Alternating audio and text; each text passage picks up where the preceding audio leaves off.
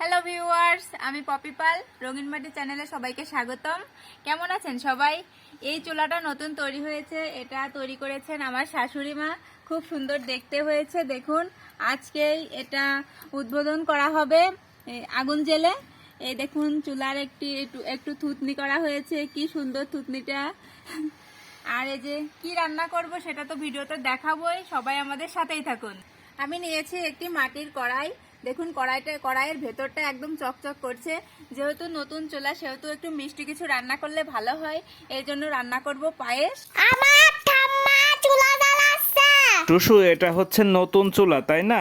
হ্যাঁ অগ্নি প্রজ্বলনের মধ্য দিয়ে শুভ সূচনা।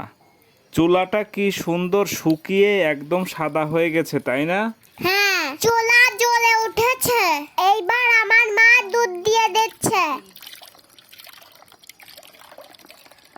কেমন কল কল করে শব্দ হচ্ছে। খানিকটা বোতলে রয়ে গেছে, কেন বলো তো টুসু? বরফ হয়ে গেছে।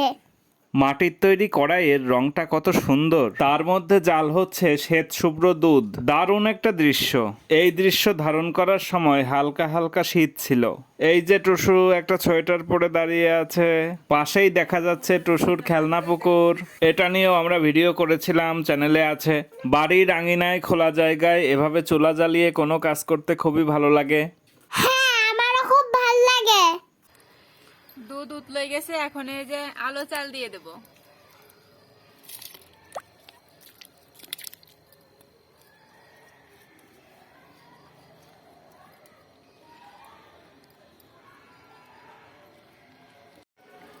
চুলা এখনো গরম হয়নি, দেখছো? মাটি না মাটি, আংটাও গরম হতে সময় লাগে। এটা হাত দিয়ে ধরে নামানো যায়। হ্যাঁ, আপনি ভালোই পারবেন নাদ্দে ধরে নামাতে, আমি এখনো পারবার না। মাটির জিনিস তো সহজে গরম হয় না। হ্যাঁ, খালি ওইটাই বানানো যায় না। মাটির যে রুটি তাওয়া আছে, টুক করে এসে বসে পড়তেছে, এই যে টুল নিয়ে আসলে টুক করে এসে বসে। গেদা ভাব যাচ্ছে। হ্যাঁ।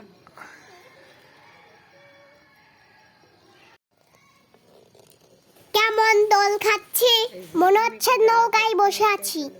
খুব মজা হচ্ছিল, তাই না টুসু? হ্যাঁ,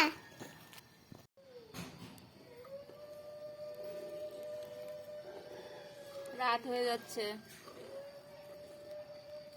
এ বাবা, পাট কাটেও নিভে গেল।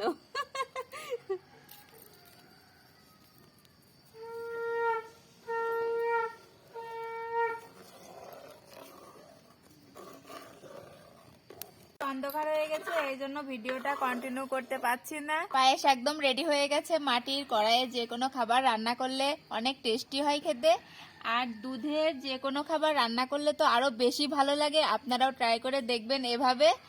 ধন্যবাদ সবাইকে, আমাদের সাথে থাকবেন, রঙিন মাটির পাশেই থাকবেন।